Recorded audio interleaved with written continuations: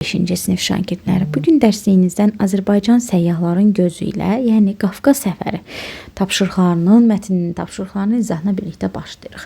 Birinci biz burada nə görürük? Annotasiya görürük. Əvvəlcə bilməliyik ki, uşaqlar, annotasiya nədir? Annotasiya kitabın öncə əvvəlində yazılmış kitab haqqında, kitabın harda nəşr olunduğu, kitabın müəllifi haqqında kiçik bir məlumat verən hissədir. Məsələn, burada biz Aleksandr Dumanın Qafqaz səfəri əsərini görürük.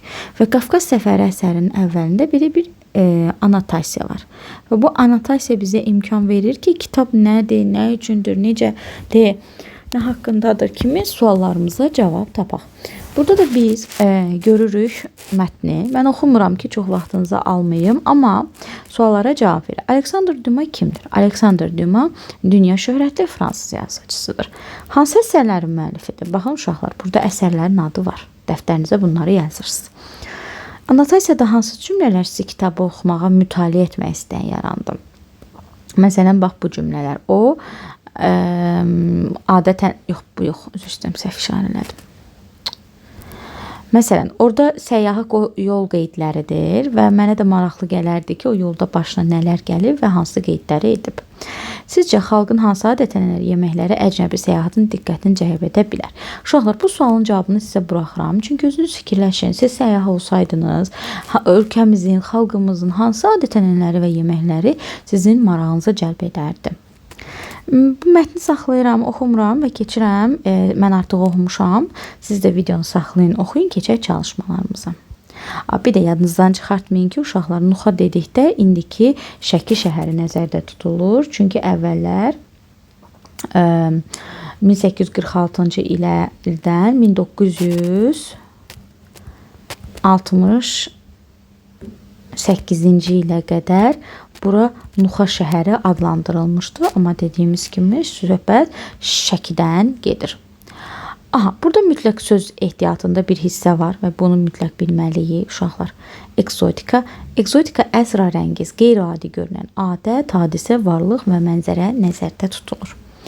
Burada resept var, indi bunlara toxunacağıq. Daha sonra burada mütləq bilməli olduğumuz sözlər var. Tənəkə, verst, funkt, frank və s. Bunlar haqqında biraz irəlidə danışacağıq. Gəlin baxaq, mətninə götürdüyümüz sözlərə əsasən bunların hansı ola bilər? Üzərini nəsə pişirmək üçün ortası qabarıq, dairə şəkilli dəmir lövhə. Bura nə götürə bilərik? Bura olar saç. Xəmiri yaymaq üçün işlədilən, ortası yoğun, ucları getdikcə nazikləşən taxta mil. Nə götürərik? Oxluq. Və sonradan yaymaq, yaslamaq üçün yumru hala salınmış xəmir parçası. Biz buna nə deyirik? Bəli, buna deyirik kündə. Doğrudur. Dumanın təsvirinə əsasən düşərdəkilərin bişirdikləri çörək növünün adını təxmin edin. Belə hesab edə bilərik ki, onların bişirdikləri həmin çörək növü, yəni təsvirə əsasən götürə bilərik lavaş və yaxud da yuxada deyə bilərik. Duz çörək kəsmə ifadəsinin mənasını təxmin edin. Sizcə, qonağı duz çörəklə qarşılamaq Azərbaycanlıların hansı xüsusiyyətini göstərir? Baxın uşaqlar, yəqin ki eşitmisiniz. Duz çörəklə qarşıladım, duz çörək kəsmək, Süleyman Rüstəmin duz çörək şeiri var. Yəni bu nəyi göstərir? Bu illərdir dilimizdə olan bir ifadədir və bu ifadə Azərbaycanın necə yoldaşlıq, dostluq bacarığının yüksək olduğunu və hər kəsi qonaq etmə bacarığının istəyinin olmasını göstərir. Yəni bu adət bir növ Azərbaycanlıların qonaqpərvərliyi, istiqanlığını özündə əks etdirir.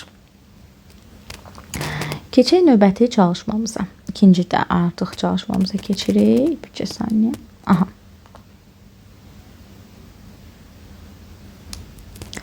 Birinci sualımız bu xəritədir. Bunu təəssüf ki, burada göstərə bilmirəm sizə, amma dərsin sonunda vaxt qalsa açıb belə göstərəcəm. Keçək digər çalışmamıza. Bu mətndən 19-cu əsrdə Azərbaycan haqqında hansı məlumatlar əldə etdiniz? Əslində çox şey öyrənə bilərik burada. Məsələn, deyə bilərik ki, Azərbaycan Qafqaz dağlarının ətəyində yerləşir. Bakıda atəşpərəstlərin müqəddəs məbədi olan Atəşgah var. Və yaxud da deyə bilərik ki, Quba, Bakı, Şamaxı Azərbaycanın böyük şəhərləridir. Daha sonra şişlinin reseptini öyrəndiniz və ya da deyə bilərsiniz ki, Bakıda ticarətin əsasını ipək, xalça, şəkər, zəfəran təşkil edirdi və s. Yəni çox məlumat tapa bilərsiniz. Yəni illa mənim dediklərim olmalı deyil. Yəni siz məsələn ola bilər ki, bu məlumatı bilirdiniz, amma digərini bilmirdiniz. Onu artıq mətn əsasında müəyyən edə bilərsiniz.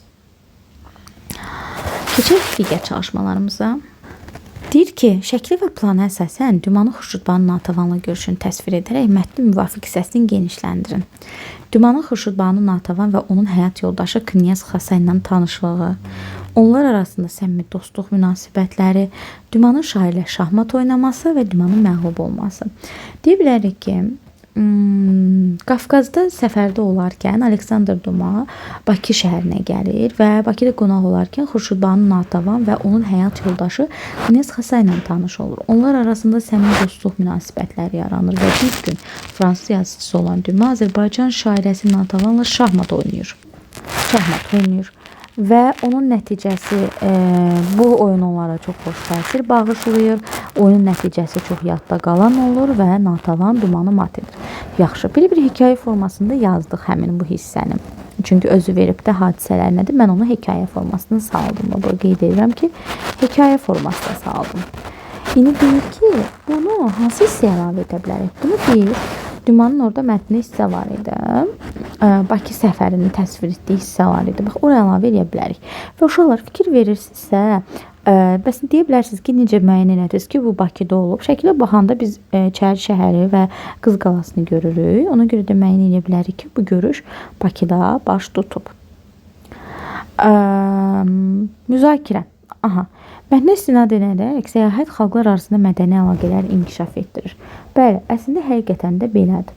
Məsələn, əgər Duma Azərbaycana gəlməsəydi, o Azərbaycan mətbəxi haqqında geniş məlumata sahib ola bilməzdi və yaxud da Natəvan kimi bir sənətkarla tanış ola bilməzdi. Ona görə də həqiqətən də yeni şeylər öyrənmək üçün mütləq səyahət etmək lazımdır və həmçinin bu səyahətlər də xalqlar arasında olan mədəniyyəti, kulinariyamızı, adət-ənənələrimizi yaymaq, inkişaf etdirmək üçün çox böyük bir əhəmiyyət daşıyır. Siz Dumanın yerində olsaydınız, Böyük Kulinariya kitabında Azərbaycanın hansı yemək haqqında məlumat verərdiniz? Bu artıq uşaqlar sizin öhdənizə buraxdığım bir tapşırıqdır. Çünki siz necə görürsünüz? Hansı milli yeməyimizi dünyaya tanıtmaq istəyərdiniz? Yəni tamamilə sizin zövqünüzdən asılıdır. Mən olsaydım tanıtmaq istəyərdim. Plovumuz ola bilər və yaxud da dolma ola bilər belə. Uşaqlar, digər gəldik çalışmamıza bu. Azərbaycan milli yeməkləri haqqında araşdırma aparın və həmin yeməyin resepti və hazırlanması haqqında təlimat yazın. Və biz bir resept yazmalıyıq əslində. Resept də nədir? Resept hər hansısa bir yemək növünün hazırlanması haqqında təlimatdır. Resept aşağıdakı ardıcıllıqla yazılır. Siyah yazılır, ardıcıllıqla izah edilir hazırlanma və mütləq reseptdə bişirilmə müddəti və dərəcəsi qeyd olunmalıdır. Həmişə olduğu kimi mən bu tapşırığı sizin üçün aşağıda yerləşdirəcəm, link yerləşdirəcəm və o linkdən girib bütün yeməklərin reseptini, hazırlanma qaydası haqqında qısa bir təqdimat mətnini götürüb özünüzə yerləşdirə bilərsiniz, dəftərinizə yaza bilərsiniz və ya da müəllimizə göndərə bilərsiniz. Belə, ümid edirəm ki, bu tapşırıq bizə aydın oldu. Sadə bir tapşırıq idi, oxuduq, müzakirə etdik, tapşırıqlarını bir yerdə etdik. Sizlə hələ ki sağollaşıram. Növbəti videolarda görüşmək ümidi ilə rəylərinizi yazmağı unutmayın. Çünki sizin yazdığınız hər bir rəy mənim üçün çox dəyərlidir. Hələlik.